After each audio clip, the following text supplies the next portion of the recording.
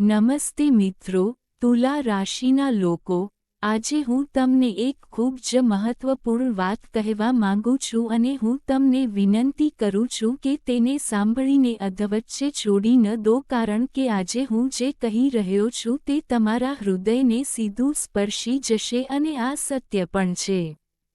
હવે તમે વિચારતા હશો કે આ શા માટે કહેવામાં આવી રહ્યું છે. આ પાછળ બે ખૂબ જ ઊંડા કારણો છે. પહેલું કારણ એ છે કે જો તમારા મનમાં કંઈક ચાલી રહ્યું છે તો તમે કોને કહેશો? સત્ય કહો. આજકાલ કોઈ પણ દુઃખ સાંભળવા માટે શાંતિથી બેસતું નથી. દરેકને પોતાની વાર્તા કહેવી પડે છે, પરંતુ કોઈની પાસે બીજાની વાર્તા સાંભળવાનો સમય નથી. અને બીજું, તેનાથી પણ વધુ મહત્વપૂર્ણ કારણ એ છે કે તમારું મન. મારા મનમાં આ પ્રશ્ન વારંવાર આવતો રહે છે. જો હું આટલું બધું વિચારી રહ્યો છું, આટલું બધું સહન કરી રહ્યો છું, તો પરિવર્તન ક્યારે આવશે? હું તમને એક સત્ય સ્પષ્ટપણે કહી દઉં. અચાનક આવતી વસ્તુઓ લાંબા સમય સુધી ટકતી નથી. પરંતુ ધીમે ધીમે આવતી વસ્તુઓ સામાન્ય નથી, તે એક અલગ સ્તરની હોય છે. આ યાદ રાખો. હવે તમે ફરીથી વિચારી રહ્યા હશો કે આજે આ બધું કેમ? હું આ એટલા માટે કહી રહ્યો છું કારણ કે સત્ય એ છે કે છેલ્લા કેટલાક સમયથી તમે તમારા જીવનમાં ઘણા બધા સમાધાન કરી રહ્યા છો. તમે આંતરિક રીતે સ્વીકાર્યું છે કે કદાચ હવે કોઈ આશા બાકી નથી. પણ હંમેશા એક વાત યાદ રાખો, જ્યારે પણ કોઈ વ્યક્તિના જીવનમાં કોઈ મોટો ફેરફાર આવે છે, ત્યારે તે સૌથી પહેલાં તેમના મનમાં આવે છે. અને જ્યારે પરિવર્તનનો વિચાર તેમના મનમાં આવે છે, ત્યારે સમજો કે ગ્રહોની ગતિ બદલાઈ ગઈ છે. ઊર્જા તમારા મગજમાં પ્રવેશી ચૂકી છે, અને તેથી જ હું આજે આ વિડીયોમાં તમને જણાવવા જઈ રહ્યો છું. તમારા ભાગ્યમાં શું લખ્યું છે, અને શું આ ઓક્ટોબર 2026 સુધી ચાલુ રહેશે? સ્પષ્ટ શબ્દોમાં કહીએ તો, ના. ભાગ્ય ફક્ત આટલું જ નથી. આ માહિતી તમારા ચંદ્ર રાશિ પર આધારિત છે. જેઓ તેમની ચંદ્ર રાશિ જાણે છે તેઓ ઘણું બધું જાણશે. ઠીક છે, જેમને ખબર નથી તેઓ તેમના નામ કે લગ્નના આધારે આ માહિતી મેળવી શકે છે. તો, પ્રિય તુલા રાશિના લોકો, ચાલો આજના મહત્વપૂર્ણ વિડીયોની શરૂઆત કરીએ. પરંતુ તે પહેલાં, કૃપા કરીને તેને લાઇક કરો અને તેને હાઇપ કરો. અને કોમેન્ટ વિભાગમાં દિલથી હર હર મહાદેવ લખો. જય શનિ મહારાજ. મિત્રો, જો તમે ચેનલ પર નવા છો, તો કૃપા કરીને સબસ્ક્રાઇબ કરો.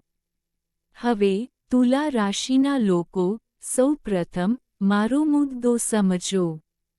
2022 સુધી, તમારું જીવન ફક્ત સારું જ નહોતું ચાલી રહ્યું, પરંતુ તે સારું ચાલી રહ્યું હતું. તમે સખત મહેનત કરી, પૈસા કમાયા, તમારા પરિવારની સંભાળ રાખી અને તમારા બાળકોની સંભાળ રાખી. તમે તમારા પતિના સંબંધ માટે સમય ફાળવી રહ્યા હતા. તમે તમારા કામમાં પ્રગતિ કરી રહ્યા હતા અને ધીમે ધીમે તમારા જીવનને સ્થિર કરવાનો પ્રયાસ કરી રહ્યા હતા. પરંતુ 2022 પછી, બધું જ બગડવા લાગ્યું.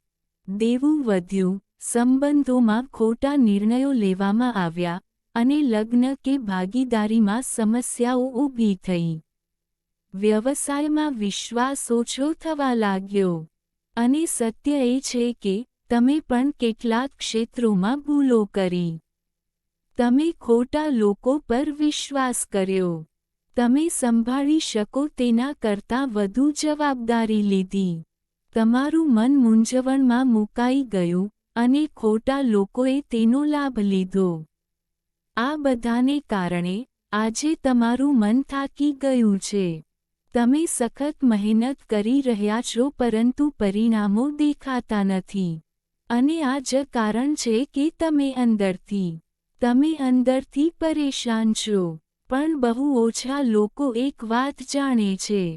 તમારા મનની ભૂમિ, જેને મનોભૂમિ કહેવામાં આવે છે, ત્યાં ઓક્ટોબર 2025મી સ્પષ્ટ સંદેશ આવવા લાગ્યો. હવે ત્યાં પરિવર્તન આવશે પણ અવાજ કરવાથી નહીં.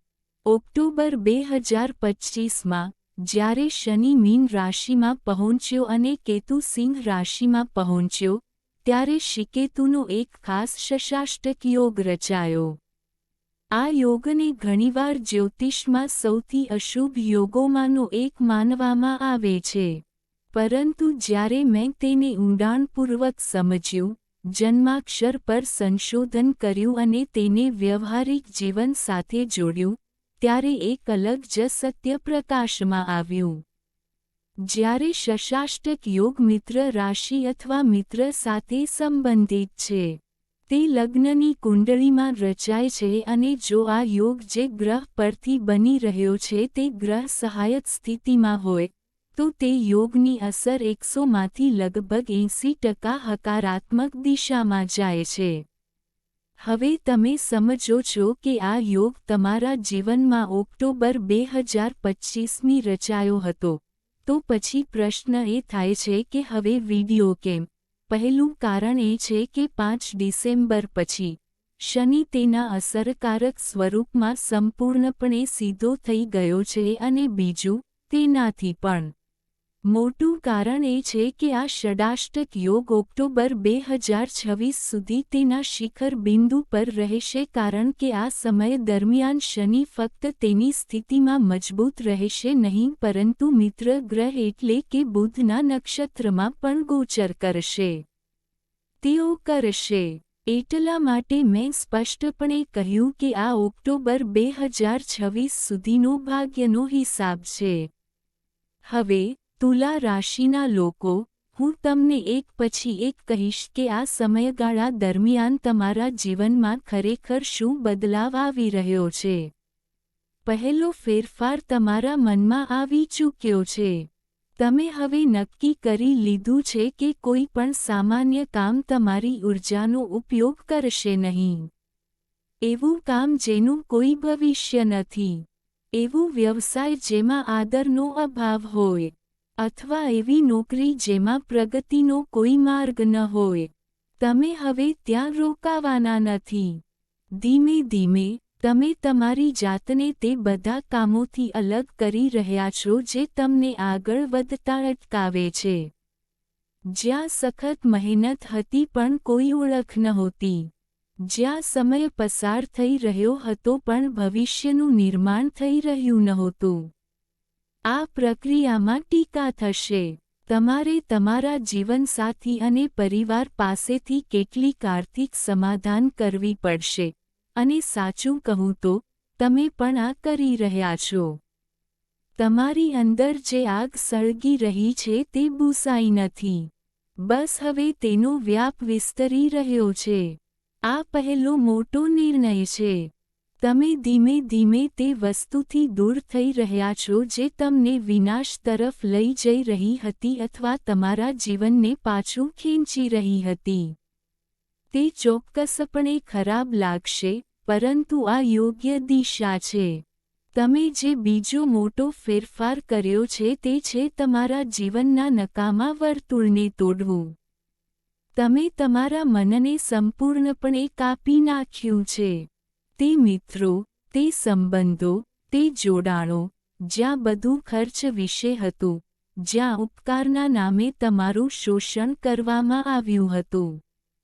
જ્યાં ભાવનાત્મક દબાણ દ્વારા પૈસા કબજે કરવામાં આવ્યા હતા.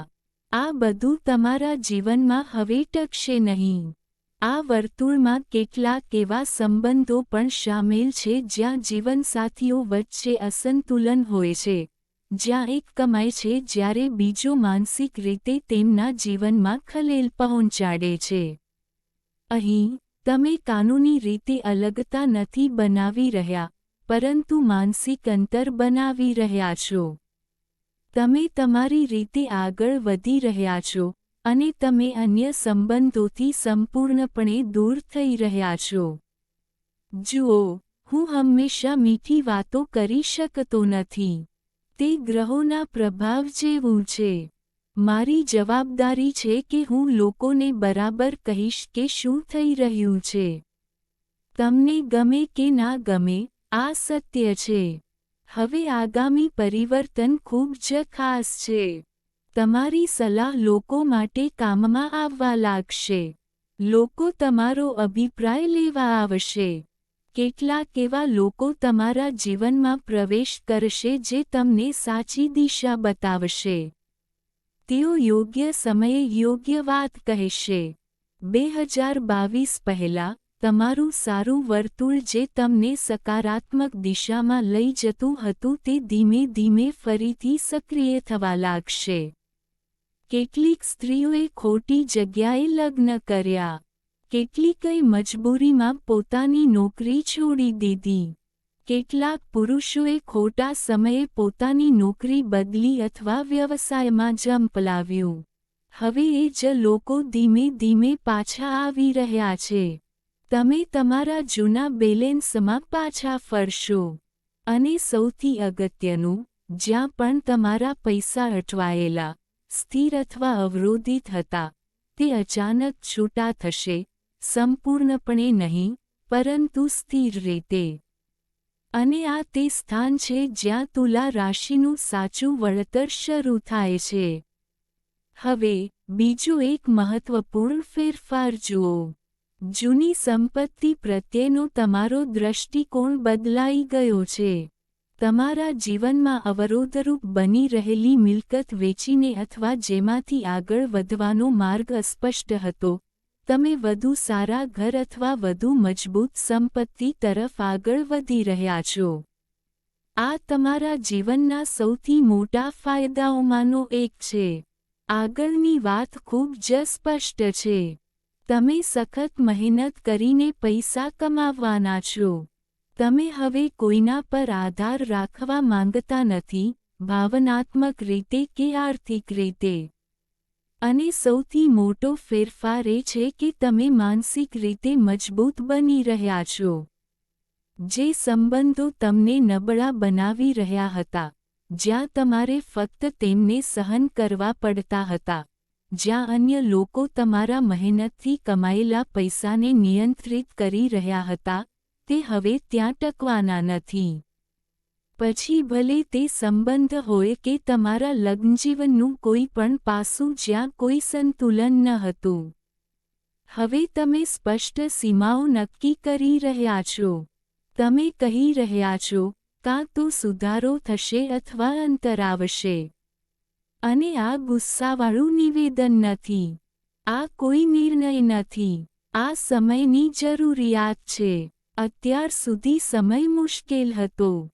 તેથી જ નિર્ણયો મુલતવી રાખવામાં આવતા હતા, પરંતુ જ્યારે સમય અનુકૂળ આવે છે, ત્યારે કોઈ તમને નિર્ણય લેતા રોકી શકતું નથી. જ્યારે ગ્રહો મન અને મગજ બંને પર પોતાનો પ્રભાવ પાડે છે, ત્યારે વ્યક્તિ પોતાના માટે ઊભા રહેવાનું શીખે છે. આ સાથે, તમે એવા લોકોથી પણ દૂર થઈ રહ્યા છો જેમના પર વિશ્વાસ કરીને તમે નુકસાન સહન કર્યું હતું. તે કોઈ પણ હોય, નામ, સંબંધ, પદ કોઈ વાંધો નથી. તમે એક વાત ઊંડાણપૂર્વક સમજી ગયા છો. દરેક હસતો ચહેરો તમારો નથી હોતો. જેમણે તમને મીઠા શબ્દોથી લલચાવીને નુકસાન પહોંચાડ્યું છે, તમે શાંતિથી તેમનાથી દૂર જઈ રહ્યા છો. હવે તમારું જીવન શિસ્તબદ્ધ છે. તમે દબાણ હેઠળ નિર્ણયો લઈ રહ્યા નથી. પહેલાં, તમે ચિંતા કરતા હતા કે સમાજ શું કહેશે, તમારો પરિવાર શું કહેશે. હવે, તમે વિચારો છો કે તમારા ભવિષ્ય માટે શું યોગ્ય છે. લોકો શું કહે છે, તેનાથી કોઈ ફરક પડતો નથી. કારણ કે હવે, તમારું ધ્યાન ફક્ત એક જ વસ્તુ પર છે, નાણાકીય સ્થિરતા અને આત્મસન્માન. તમે નિયંત્રણ સાથે આગળ વધી રહ્યા છો. આ તમારી સાચી તાકાત છે. હવે એક ગહન જ્યોતિષીય હકીકત સમજો. ષડાષ્ટક યોગના પ્રભાવથી તમારા નિંદાના ડર દૂર થઈ ગયો છે. જે કોઈ કંઈક કહેવા માંગે છે, તે કહો. તમે તમારા પોતાના માર્ગથી દૂર જવા માટે સ્વતંત્ર છો. તમે એવા નથી.